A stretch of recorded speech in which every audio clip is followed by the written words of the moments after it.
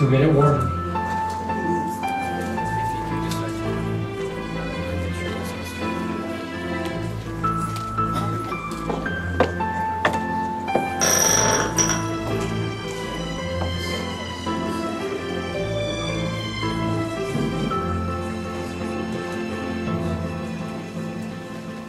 Okay, good morning. I'm Sara Espinoza. I'm a geriatrician, and I attend here at Audie Murphy in the outpatient GEM clinic, Geriatrics Evaluation and Management, and also on the inpatient unit.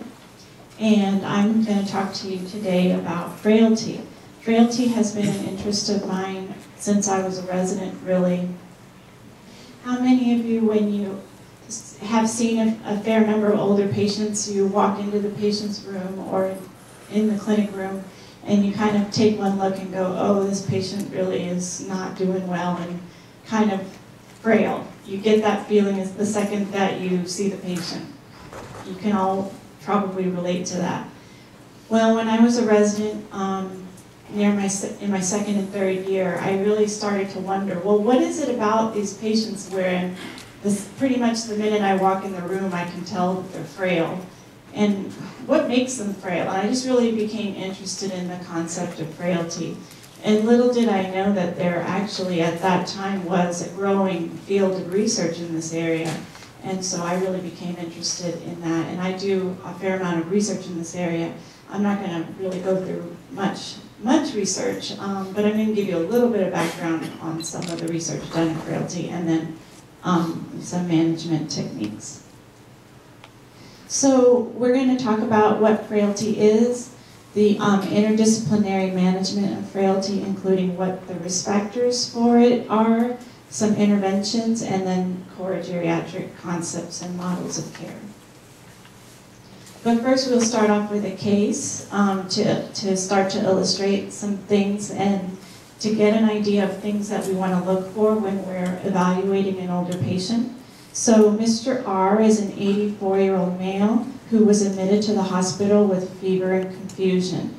On exam, he's slightly unkempt. He has some dry mucous membranes, but he's oriented.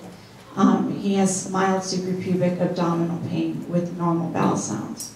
His vital signs are shown here, and it's significant for a temperature of 101.4. And on his laboratory examination, we note that he has some renal insufficiency as well as a urinalysis that's positive for leukocyte esterase nitrates and white blood cells. So aside from the evaluation of his presenting condition medically, what are there other things that we want to know about this patient? Thinking of the older patient as a whole individual functioning in his environment, what other information would we want to know about him? Anybody? Don't be shy. Yeah. Well, I'm a social worker, so I'd be more concerned with what is his environment like? You know, exactly. Is he at home? Does he have regular, caregiver attention, that kind of thing? Exactly. So we all should be concerned about that. Those are perfect things, because we know if the social environment is not intact, the likelihood of the patient being able to maintain whatever regimen we send him back out on is not good, right? So perfect. So I have some other things, but some other questions that we want to know is medications. What are his medications at home?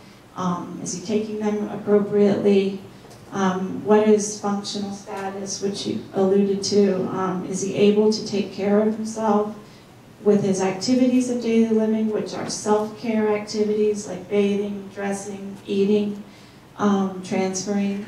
His instrumental activities of daily living, which are activities we need to do to maintain ourselves in society. So going to the store and shopping, transportation, using the telephone, taking medications is actually an instrumental activity of daily living. The way I think of these types of activities is ADLs are what we teach our children to do from the age of 0 to 5, bathe, dress, etc. And IADLs are what we teach teenagers to do between the age of 15 and 20, you know, use the phone, drive, and all of that. So that's the way I kind of explain them. Does he use assistive devices? And then, as you mentioned, what's his social situation? Does he live at home? Does he have supports, etc.? So this is his past medical history, and we don't need to go into too much detail, but we do see he has a history of hypertension, diabetes, and also chronic renal insufficiency, and some other pretty common medical conditions. And here are his medications, and on this list, typically when we're looking at medications, especially if someone is coming in with confusion, we're looking for things that could be causing confusion or possibly contributing to his renal insufficiency, although we saw that he has a history of that, so we don't know if that's an exacerbation or his baseline. So some other information, he does live alone. His daughter lives nearby though and checks on him daily. He has had decrease in appetite. He's not very active in the community, but he does garden, so some sign of some continuous, some type of physical activity. He's independent and uses a cane, and he did have a fall once in the last year. So, would we say that this person is frail, based on the information that we have? It's hard to say. So I'm going to give you some more information about what we think of when we think of frailty, and then we'll be able to maybe place him in our minds as to whether he's frail or not. So what is frailty? Well, for several years, I mean hundreds of years probably, people have had an idea of frailty with aging. And only until probably, it was like the late 90s, early 2000s, was there ever any attempt really to define what frailty is more formally? And there have been now probably hundreds of publications on this topic, and there's different models or definitions to define frailty in the literature. I use one particular model, but the model that I use is probably the most widely used, so that's typically the one that I share when I'm giving these types of talk. But frailty is really considered a geriatric syndrome, just like there are several other geriatric syndromes. Incontinence, dementia, delirium, falls, polypharmacy. I'm probably missing some, but those are main geriatric syndromes, and frailty is considered one of the geriatric syndromes. And it basically describes people who are very vulnerable to decline, have very poor tolerance to any type of stressor. Basically, they show a lack of physiologic reserve, such that any little perturbation or insult sort of topples them over the edge and they start to decline. As opposed to a robust or healthier older adult who can get the same insult and then sort of bounce back from that, a frail older patient just has this vulnerability that's intrinsic. Frailty tends to increase with age, but age alone does not predict frailty. And we can all probably think of examples of 90-something-year-old people who are out there, independent, very active, and are not showing signs of vulnerability or frailty. And then, although they are related, frailty is really distinct from comorbidity and disability. So comorbidity, we typically think of as several chronic medical conditions that are common as we age, like hypertension, diabetes, high cholesterol, etc., arthritis. These conditions are common as we age, but not everyone becomes frail. So you can have two patients with the same chronic medical conditions, and one has this vulnerable frailty about them and the other is relatively robust.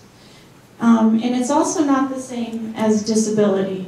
So if someone had a stroke or some type of accident or what have you several years prior and needs an assistive device to walk, you would define them as disabled, but you wouldn't necessarily have to be frail and vulnerable. So I like to make those distinctions because oftentimes people think of them as the same, but they're actually different. So Linda Fried was the first person to attempt to define frailty in 2001, and she published a landmark paper that was the first attempt to define frailty. And I'm not going to go into the methods too much, but essentially she found that people who were frail were more likely to fall, have worsening disability, become hospitalized, or pass away over a period of about 8 years. And this was data from an observational cohort of about 5,000 individuals. And this data was replicated in many other studies, including a study here in the San Antonio Longitudinal Study of Aging that I worked on with Dr. Helen Hazuda, who's the PI of that study. We found similar results. So I'm going to actually go through this, and I'll go back in a minute, but I just want to show you then what the model actually is.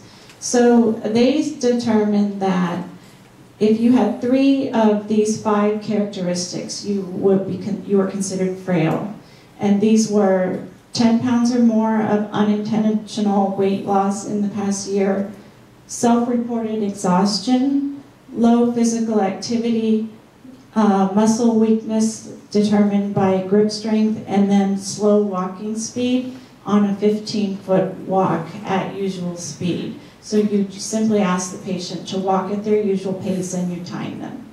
And they determine what cutoffs would be for weakness, slowness, and low physical activity based on the norms in that large population study that I mentioned called the cardiovascular health study.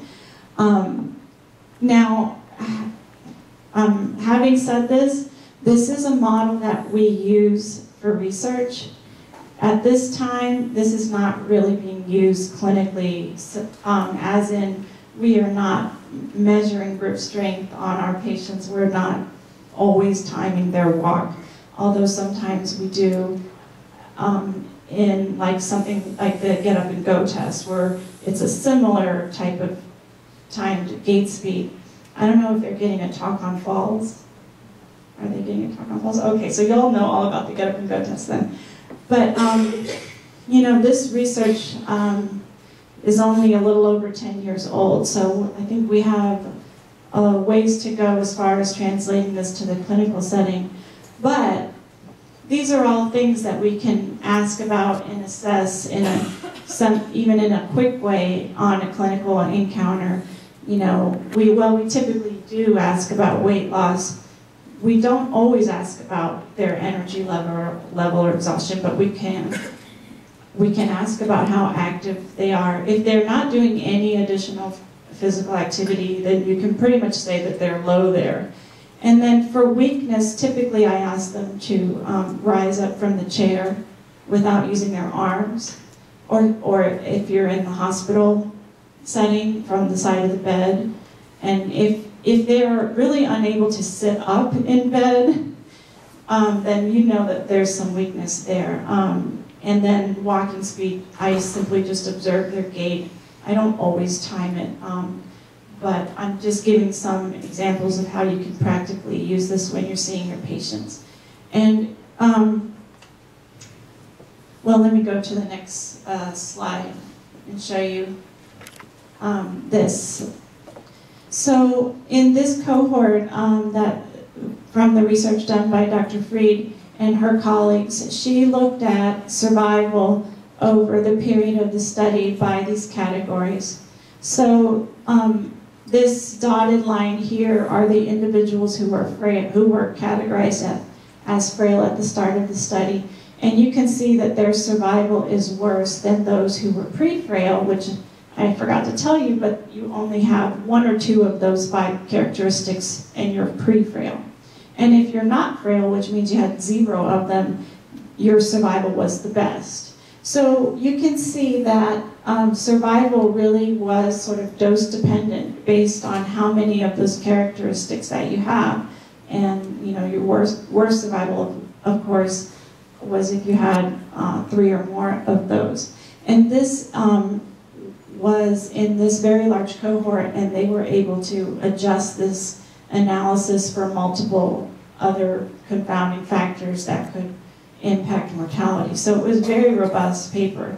And they found very similar results, not just with mortality, but with disability, falling, hospitalization, and nursing home placement, as I mentioned.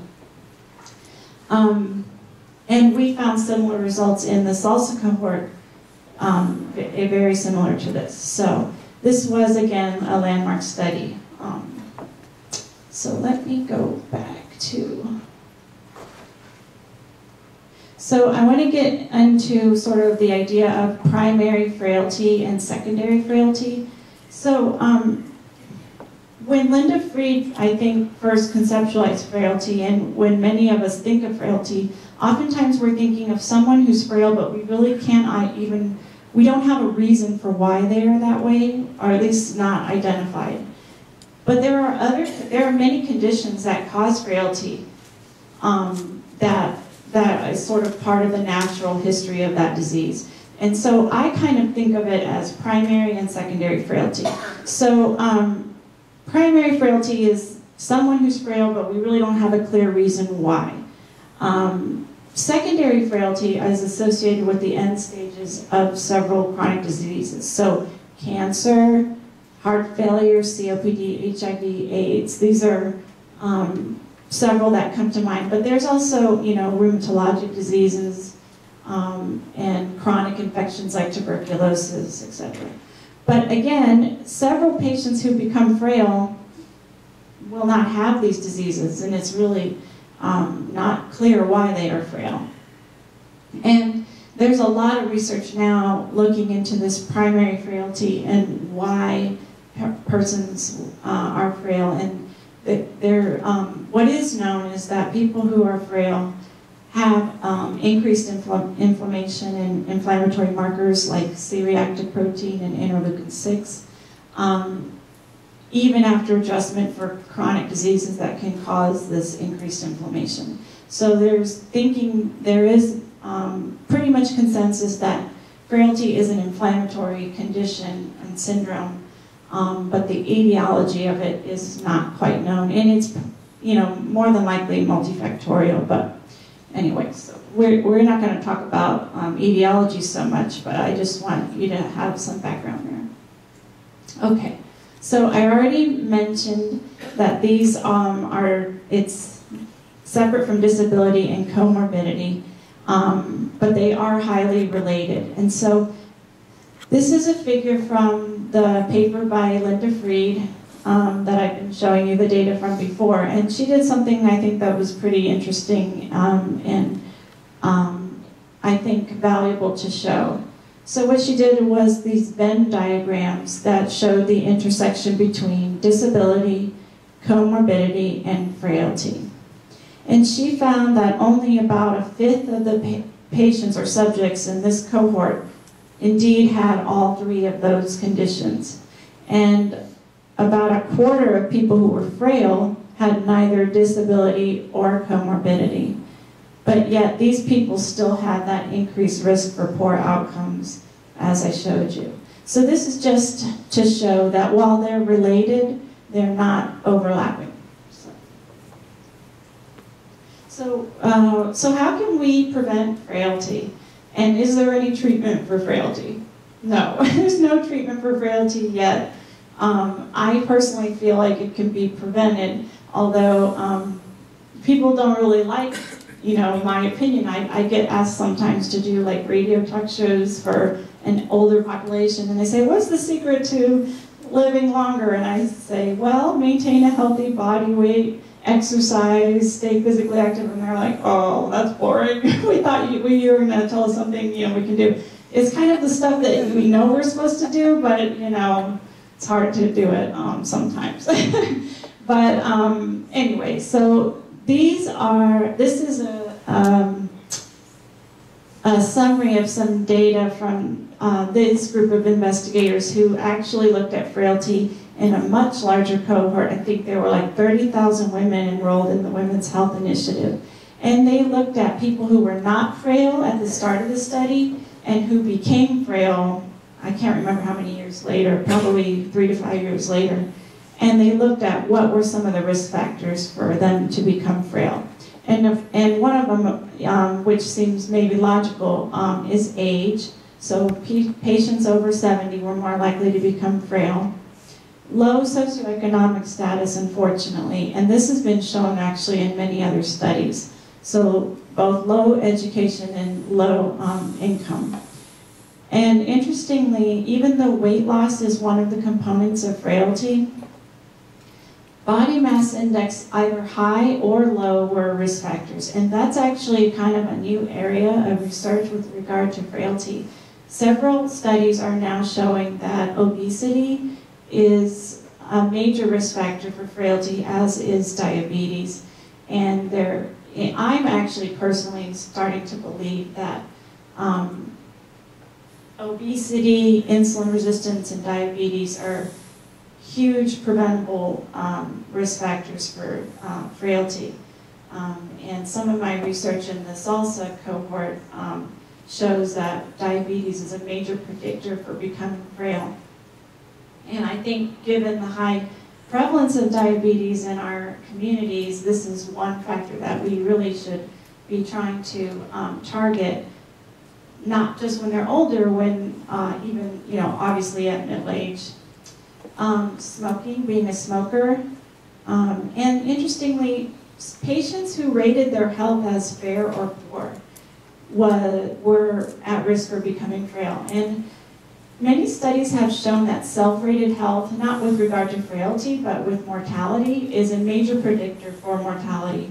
So sometimes I almost feel like if you just had one question to ask your patient to give you an idea how they're going to do over the next several years, you would say, how would you rate your health compared to your people your same age? And you say, fair, poor, fair, good, or excellent. And people who say fair or poor typically have higher mortality and risk for frailty. Patients who have fallen twice or more in the prior year, depression, and then some comorbid conditions like heart disease, diabetes, stroke, hip fracture, and arthritis. These were all risk factors. And then being pre-frail, so having one or two of those 5 characteristics puts you at risk for becoming frail with having 3 or more in the future, which I guess makes sense, because if you're already starting out with 1 or 2, then it's not that hard to get a couple more to put you over the edge. So, are there pharmacological treatments for frailty? No, there's no pharmacological treatment that we know of.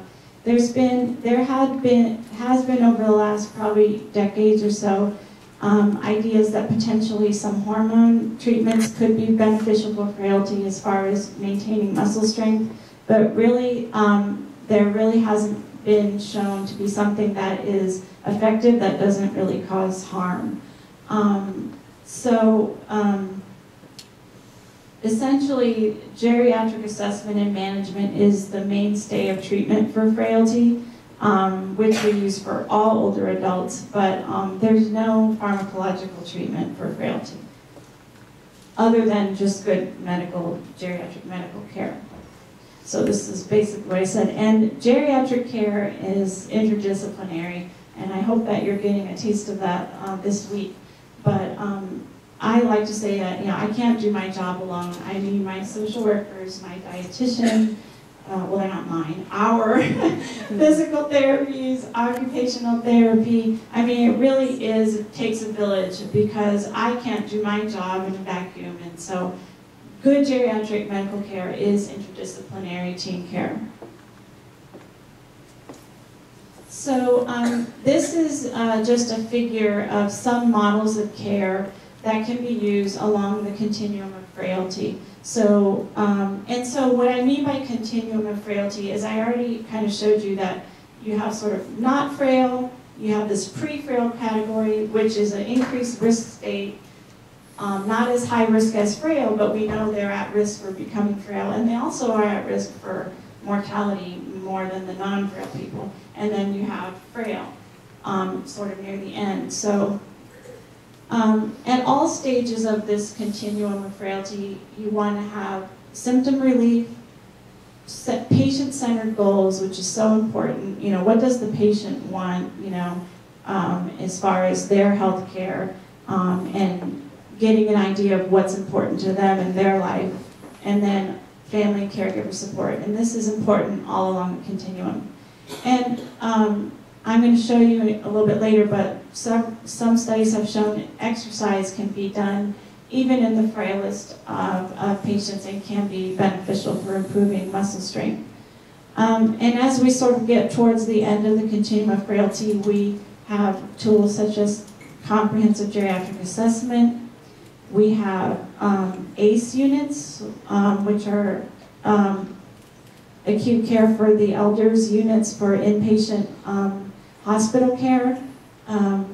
We have one here led by Dr. Parker. I think you just heard from Dr. Parker.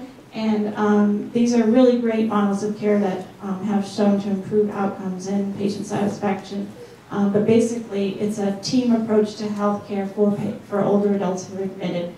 And then near the end of life and sort of terminal frailty, we have hospice care to maintain comfort and dignity. So comprehensive geriatric assessment and management is something that we do at the Geriatric Evaluation and Management, or the GEM clinic. But it's essentially team-based, comprehensive evaluation of the whole patient with all their needs, not just medical, but social, psychological, PT, OT, dietitian, etc. Sometimes we don't have all those members of the team as we would like, but we try to do a comprehensive evaluation. And then we follow the patient over time in our clinic to ensure that whatever we think that needs to be implemented actually gets implemented. Studies have shown, let's see, let me just show you. So comprehensive geriatric assessment and treatment, the goals of it are to improve physical function, improve psychological function, decrease nursing home placement, hopefully prevent hospitalizations, and improve patient satisfaction. And we like to prevent hospitalizations because, as you may know, the hospital is a dangerous place for vulnerable, frail, older adults. We don't want to do this to them, but you know, it's a new environment which makes them at risk for becoming delirious. They've got IVs and all kinds of things tethering them to the bed, which are fall risks and also delirium risks. And so if we can avoid it, I try not to send patients to the hospital, because if they are frail and vulnerable and at risk for decline, 3 or 4 days laying in a hospital bed is not good, because they only lose more strength and typically are more disabled when they leave than when they came. So there is a model of care called comprehensive geriatric assessment, which is more like a consultation model. And I actually used to do this when I was a fellow. We had a geriatric assessment clinic where providers would send us their patients. We would see them for a very long visit and then make recommendations in a letter back to the provider. And this is as opposed to the GEM type clinic model where we see the patient, do the comprehensive evaluation, and then we follow them in our clinic. Studies have really shown that of these two, the GEM type model works better because the persons making the recommendations are making sure that they get implemented. And you know, it's really no fault of the primary, but you know, you have a busy clinic and you've got a long letter from a specialist saying do all these 10 things, and it's just, you know, likely that it's not all going to get done. And in fact, when I was a fellow, my attending would typically tell me, never make more than 3 recommendations and try to make even less than that. The ones that you think are really the most important, because the other ones are just not going to get done. But having said that, I think given the profound shortage of geriatricians, which I'm not sure that you're aware of, but we have a major shortage of geriatricians, I think potentially with a good relationship between a geriatrician and a PCP, and a geriatrician that's not making an overwhelming number of suggestions, that the CGA model could probably work. And it's probably better than nothing, I would guess. And I mentioned the interdisciplinary nature. So a randomized control trial of the GEM model, which targeted patients at risk for repeat hospitalization, showed that this type of model of care where you follow the patients and implement recommendations decreased healthcare utilization, improved depression, and slowed functional decline. But the one thing that I already mentioned is that for this to work, you really have to implement the recommendations. So how should we manage frailty? Well, the focus of care for caring for frail older adults is to exclude any modifiable precipitating causes of frailty. So are there things that are exacerbating the frailty that we can modify and optimize?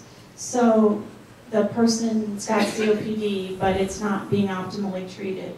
So can we optimize management for that, or for heart failure, or for whatever it may be? I mean, basically we're optimizing medical care. Or is it a social environment where the patient's not taking their medications because either they can't remember, they don't have the means to go pick them up from the pharmacy, or whatever it is. We have to sort of troubleshoot all areas and make sure that we're optimizing from every aspect. We want to improve the core manifestations of frailty. So if we can improve their physical activity, strength, and exercise tolerance or nutrition, then we do that. And this is where our interdisciplinary team members are very important. And then we want to minimize the consequence of vulnerability. So these are the social, environmental, and social support risks that we're talking about. We also want to carefully choose goals of care with the patient and his or her family. That's really, really important. As you know, as patients get older, they have multiple chronic medical conditions, and many of these conditions have, guidelines from their clinical associations saying, all patients with heart disease should be on, these 5 medications, and all patients with diabetes should be on these 3 medications, et cetera, et cetera. But sometimes, in a frail, vulnerable older adult, following all the clinical guidelines is not always the best way to manage that patient, because then, before you know it, you're on 20, 30 medications, they're not even taking them all, they're falling, etc. So we really want to focus on what are the goals for the patient and the family, and let's optimize the patient as best we can to meet those goals. So oftentimes we're not following clinical guidelines, but we're not mindful of them, but we have a goal towards patient, the health of the patient and patient-centered goals. So we also include management for common geriatric syndromes, so we're often screening for fall risk and polypharmacy and those sorts of things as well. So as I've been mentioning, we're really evaluating the whole patient, medically, socially, psychologically, and spiritually, and assessing patient and family goals, and then the interdisciplinary evaluation and management. And then, as I've already alluded to, for secondary frailty, we really want to optimize any of these other conditions that are going on medically. Okay, so I alluded to this already, but we want to focus on preventing adverse related outcomes. So even if the patient has not yet had a fall, and I think our case presentation, the patient had a fall, but even not, and we know that they're at risk for falls, maybe we see that their gait is kind of slow and they're weak to stand from the chair, then we want to ask about fall risks in the home. And oftentimes I ask if there's a lot of throw rugs around or cords in the way. And you would actually be surprised, if any of you have ever made home visits to anyone's homes, you would be surprised sometimes at the environments that these patients are navigating around with, maybe a lot of clutter or just not, optimal situation for someone who's weak and frail. So I asked about these things, and we used to be able to do this a lot here, and y'all may know better than me. I feel like they're not doing it anymore, but OT used to go to the homes to do a home safety evaluation, and that I think is really wonderful. And sometimes they would recommend grab bars in the bathroom, etc. So I mean, those are things to think of before the fall happens, if you can. And then again, looking through the medications for possible polypharmacy, this is really key. And sometimes, not just looking for medications that could be offending agents, but also asking them if they're even taking them, and not in a judgmental way. Just say, bring all your medicines, let's go through them. That takes time too, and luckily we do have a geriatric pharmacist in our clinic who sometimes, if I really get a sense that the patient doesn't know what their medications are for, and I don't think that they're taking them, I can arrange a visit with them, and they'll spend some time going through them. And if they're not even taking them, then why are we still prescribing it, month after month? So a careful medication review is important. And then assessing for possible depression and anxiety, and then also their level of social support.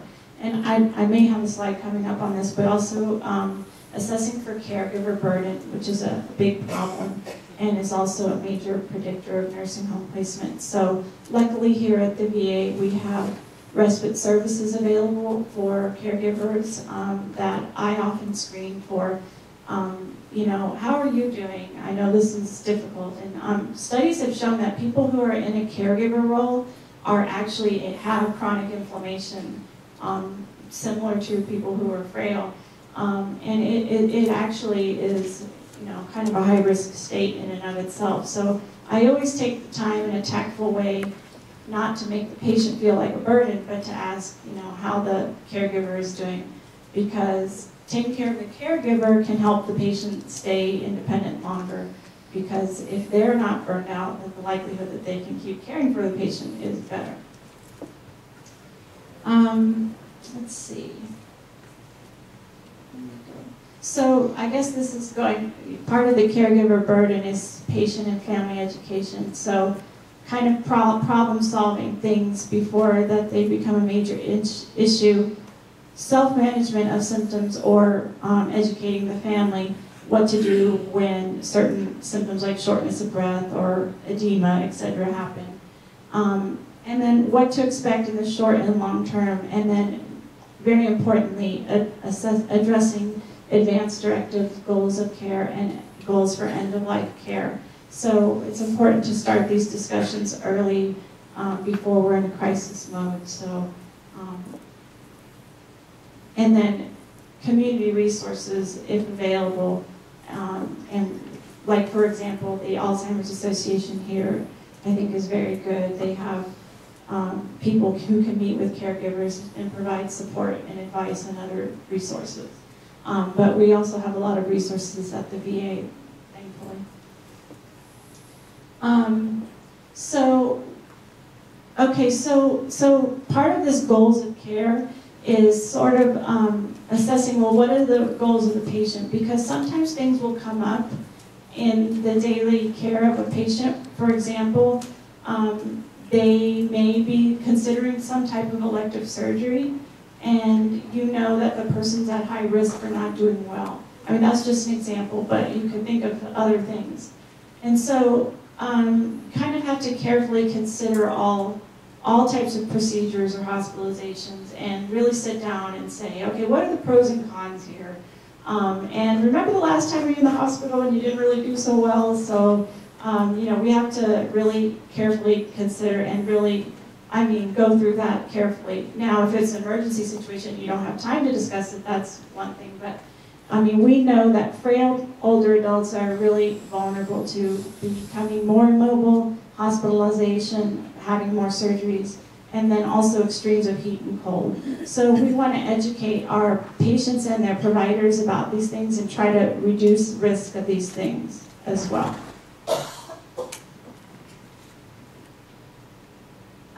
Let me move on to exercise, because studies have shown that exercise is effective in increasing muscle mass, even in the frailest of older adults. And I don't think that we use this enough.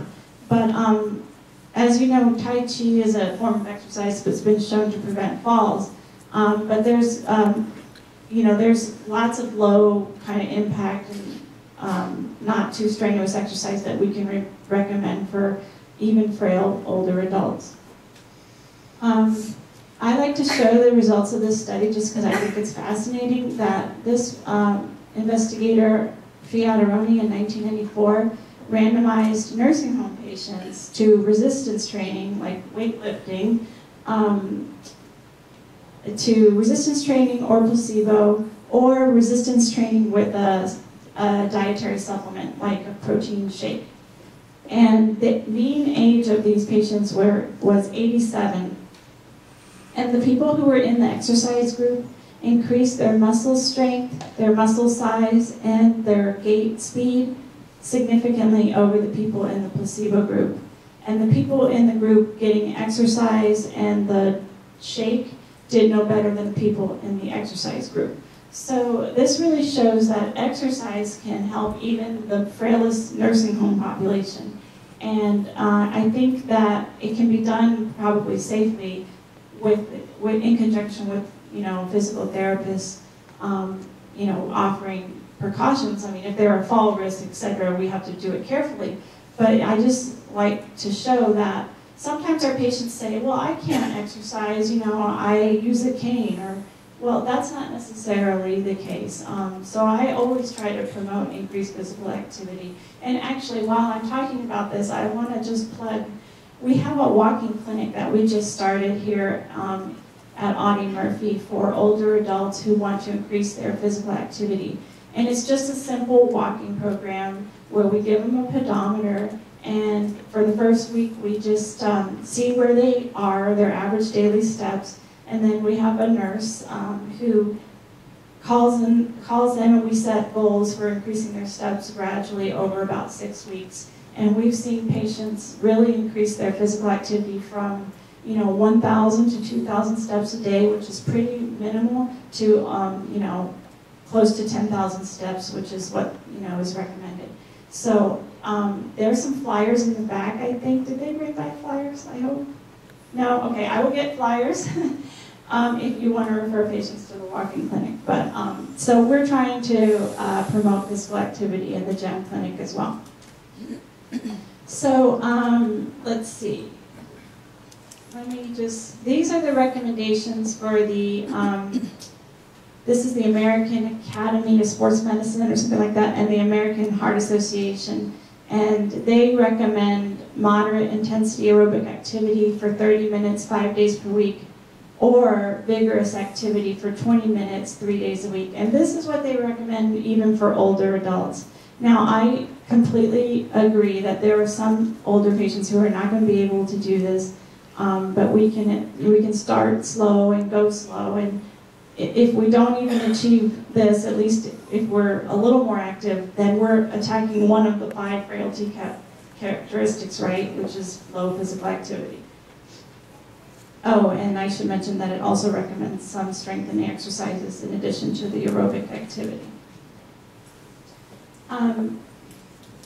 Now, as far as nutritional supplementation, typically, now we're not talking about cachexia and weight loss, but with regard to frailty, it's effective when added to resistance training, at least in some nursing home patients. But as I mentioned, obesity, even in our older patients, is a problem, as well as uncontrolled diabetes. So I'm often sending our nutrition dietitian patients for both weight loss on one end and also obesity and counseling with regard to appropriate diet for diabetes. So this is an important component for maintaining the total well-being of the patient. Okay, let's see. Let me see if I can. So as we get towards end stage of frailty and sort of failure to thrive, we start to implement more palliative care. Now, palliative care, though, is a concept that we use all throughout, right? So from the beginning.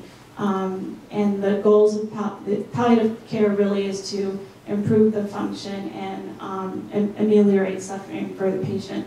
But as you get closer to the end of life and near end stages of frailty, you're going to be needing to rely on these tenets of palliative care much more.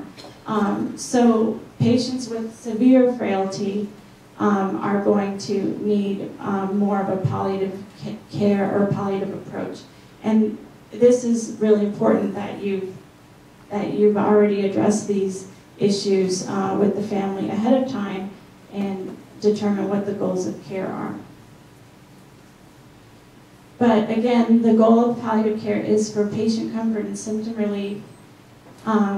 Patients, what sometimes takes additional discussion with patient and families is that palliative care doesn't mean no care, and it doesn't mean we don't give you any medical treatment. You can still receive care, you can even still have chemotherapy.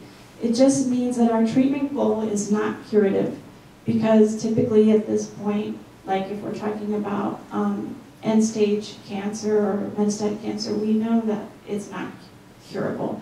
But our goal is to improve pain and suffering.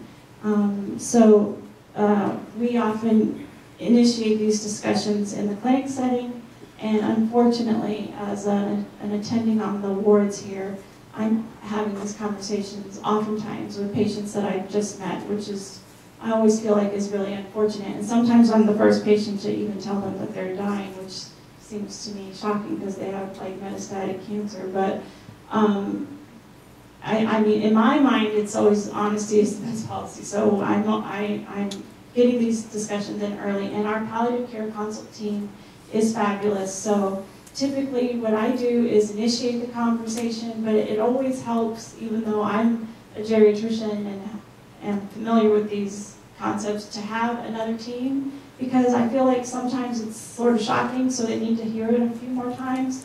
So anyway, if you're on the wards here, or if you have a palliative care team, I would encourage you to use them. Okay, so in summary, frailty is a clinical syndrome of dysregulation energetics. I didn't talk about that too much, but I told you about the chronic inflammation, which is got definable clinical manifestations, such that when patients reach this critical threshold, they kind of go over the edge, as I've been mentioning. And the validated frailty syndrome is manifested with multiple components: muscle weakness, low energy or exhaustion, slow walking speed, low physical activity, and weight loss. People who are frail are at high risk for adverse clinical outcomes, including falls, disability, dependence, and mortality. And there is a continuum of severity going from zero, sort of non-frail to pre-frail to frail. And earlier stages are likely more responsive to intervention. And then the late stage is high risk for mortality. So going back to our clinical scenario, does anyone want to, I mean, there's no right or wrong answer, but if you can remember, what would you say our patient is? Would you say he's frail, or would you say he's in the middle of the road, or robust? Middle. Yeah, I definitely. I would say he's probably pre-frail. He's not very active, but he does do a little gardening. He's got some chronic conditions, and he's also kind of to the point where you feel like any little thing might push him over, but he's not quite yet at sort of this more severe frailty. So I would say he's probably pre-frail. And so he's someone where we are going to be thinking of all of his risk factors now before he starts to fall and have all of the other things that we know of. So we're instituting this whole interdisciplinary approach to his care early. So that's if there's nothing that you take away, I hope that you can take away some signs of the frailty and how to think ahead at knowing what the risk factors or what the decline is in the future and how to prevent that. And then, as I mentioned, the most effective preventive approach for preventing frailty is maintaining muscle mass and strength through exercise. Okay, does anybody have any questions? And thanks so much for your attention. Yes. With adult protective services, one of the clients that we see are considered frail. Some of them are completely bedridden, being taken care of at home by family members and stays at home help. And we see, the bed sores starting. Is that necessarily, it's difficult for us to determine, is that a result of neglect, or is this a disease process? And I'm just wondering what your opinion is on someone who is Well, bed sores can develop very quickly. I mean, really, anyone who's bedbound and not mobile really should be turned at least every 2 hours.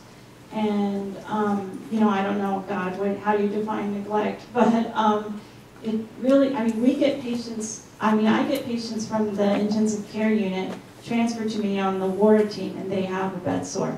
So, if that's, I'm not saying, there may be neglect going on, but even in the hospital, patients develop sores.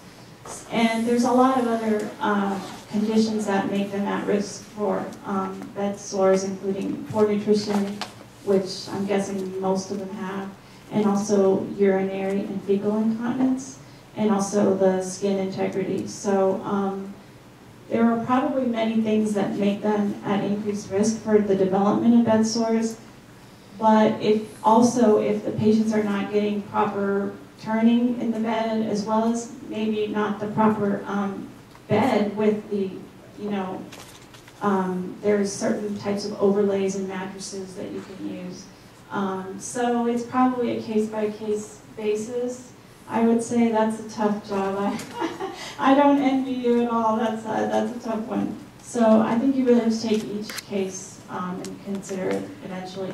Now, having said that, if the person has really started to get good, if you had a good evaluation and institution of a treatment plan for the sore, and you don't see the sore getting better in spite of, a nurse and a doctor have said, okay, here's what we need to do, and you see that the family's not following through with the treatments, I think that's potentially an indication for neglect there. So, I don't know, but that's tough. Yes. Dr. Espinoza, is all the providers comfortable in identifying the primary provider who are identifying frailty patients? Maybe you find that this in your CGS? Oh, yeah. So I should have probably mentioned that. Frailty is actually, although it's considered a medical syndrome, there's no clinical diagnosis code for frailty.